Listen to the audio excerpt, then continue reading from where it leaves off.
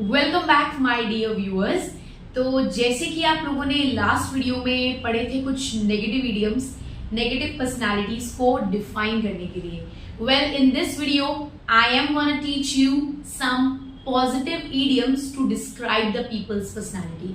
अब दुनिया में हर तरीके के लोग हैं, नेगेटिव है तो पॉजिटिव भी हैं। सो आज चलिए सीखते हैं उन पॉजिटिव पर्सनालिटीज के बारे में बात करना। So the first one is angel investor, ANGEL, angel investor. Angel investor मतलब ऐसा व्यक्ति जो काफी अमीर है और जरूरत पड़ने पर लोगों के बिजनेस में पैसा लगाता है, पैसा इन्वेस्ट करता है। उसके पास खुद इतना सारा पैसा है कि अगर किसी के बिजनेस को या किसी स्टार्टअप आइडिया को पैसे की जरूरत है तो वो व्यक्ति अपना पैसा वहां इन्वेस्ट करता है।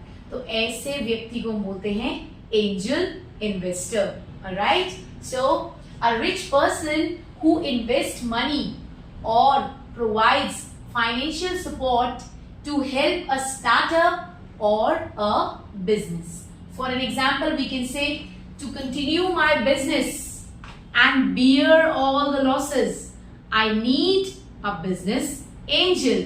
Now, let's learn the second idiom, which is to have a gift of gab, GAB, gab. To have a gift of gab का मतलब होता है गाइस, ऐसा व्यक्ति जो बोलने में बहुत अच्छा है, मतलब जिसके अंदर बोलने की कला है। The one who has mastered the communication skills और the one who is master of the communication skills. So ऐसा व्यक्ति जो बोलने में काफी अच्छा है, जिसकी कन्विंसिंग पावर काफी अच्छी है, जो लोगों से अच्छे से बात कर सकता है, ऐसे व्यक्ति के लिए बोलते हैं ही हैज या she has a gift of गैब, GAB, गैब। Someone who can speak easily, confidently and well. For an example, we can say, I need someone who has a gift of gab to convince the investors. यानी मुझे कोई ऐसा व्यक्ति चाहिए जो बोलने में बहुत ही अच्छा हो, जो इन्वेस्टर्स को कन्विंस कर सके, राजी कर सके हमारी कंपनी में इन्वेस्ट करने के लिए। And not only in the official world, you can use it in your personal life as well. कोई ना कोई व्यक्ति आपके आसपास जरूर ऐसा होगा जो बोलने में बहुत अच्छा है, जो किसी चीज को बहुत अच्छे से समझा पाता है, हैंडल कर पाता है। सो ऐसे व्यक्ति के लिए हम बोलते हैं he has, she has a gift of gab. और आप लोगों ने ध्यान रखना है, when you deal with I, we, you, they और एनी प्लूरल सब्जेक्ट तो आप लगाएंगे have, and with he, she, it and any singular subject आप लगाएंगे has. Let's learn the third one, which is jack of all trades.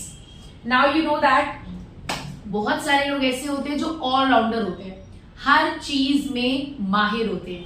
तो ऐसे लोगों को बोलते हैं jack of all trades. Overall they are too good in each and everything, they are the allrounders one. A person who can do many different types of work, मतलब multi talented होते हैं ये, बहु प्रतिभा के धनी। So that kind of person is called as jack of all trades. Well, are you the one who is jack of all trades? Do let me know. Now, moving on to the next one, which is man of his word, women of her word. यानी अपनी बात का पक्का व्यक्ति, ऐसा व्यक्ति जिस पे आप भरोसा कर सकते हो, जो अपनी जुबान का पक्का है। और ये शब्द हम लोग कई बार अपनी डे टू डे लाइफ में काफी ज्यादा इस्तेमाल करते हैं कि ये अपनी बात का पक्का है, मैं अपनी बात की पक्की हूं। अगर मैं आपको कह रही हूं कि मैं आपको इंग्लिश सिखाऊंगी, दैट मीन्स मैं आपको सिखाऊंगी।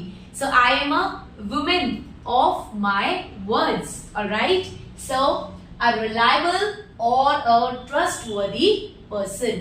Okay, now another one which is mover and shaker. Mover and shaker का मतलब क्या होता है? ऐसा व्यक्ति जिसके पास काफी पावर है, जिसका काफी ज्यादा प्रभाव है, जो कोई भी डिसीजन ले सकता है, डिसीजन को चेंज कर सकता है। अगर उसे चेंजेस करने हैं किसी ऑर्गेनाइजेशन में, किसी कंपनी में, किसी बड़े लेवल पर, तो उसके पास वो पावर है, वो इन्फ्लुएंस है कि वो उस काम को करवाने के लिए डिसीजन भी ले सकता है, डिसीजन कैंसिल भी कर सकता है। तो बेसिकली ऐसे पावरफुल पर्सन को हम बोलते हैं mover and shaker.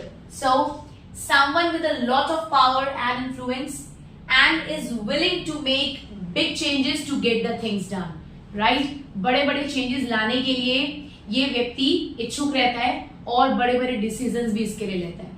For an example, like our in the BJP we can say that the Amit Shah, he is a mover and shaker. Basically when he is willing, मतलब जब अमित शाह जी सोच लेते हैं कि हमें अपनी कंट्री के लिए, भलाई के लिए करना है, तो वो अहम फैसला लेने में बहुत इंपॉर्टेंट भूमिका निभाते हैं कहीं ना कहीं. सो we can say he is a mover and shaker. Alright, so these are the idioms by which you can describe a personality of a person. These are those positive